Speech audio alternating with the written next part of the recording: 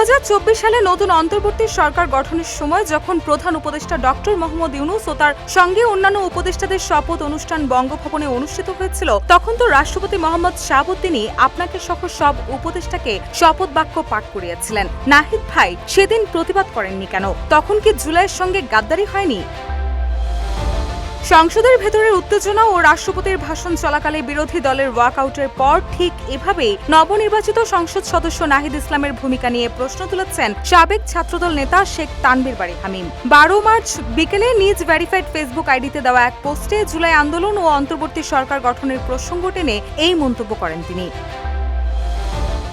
গরমে আরাম নিয়ে হবে না হাহুতাশ, ঘুরলে পরে ওয়ালটন ফ্যান বাতাস আর বাতাস। ফেসবুক পোস্টে হামিম আরও দাবি করেন, জুলাইয়ের রক্তস্নাত বাংলাদেশের কাঙ্ক্ষিত জাতীয় সংসদের প্রথম অধিবেশনে ওয়াকআউট করে বরং আপনারাই জুলাই আন্দোলনের সঙ্গে গাদ্দারি করেছেন। তার এই মন্তব্য সামাজিক যোগাযোগ মাধ্যমে নতুন করে আলোচনার জন্ম দিয়েছে। এর আগে একই দিন বিকেলে জাতীয় সংসদের অধিবেশন শুরু হওয়ার পর রাষ্ট্রপতি তার নির্ধারিত ভাষণ দিতে ডায়াসের দিকে এগিয়ে গেলে বিরোধী দলের কয়েকজন সাংসদ হাতে প্ল্যাকার্ড নিয়ে প্রতিবাদ জানান। এতে অধিবেশন কক্ষে উত্তেজনাপূর্ণ পরিস্থিতির সৃষ্টি হয়।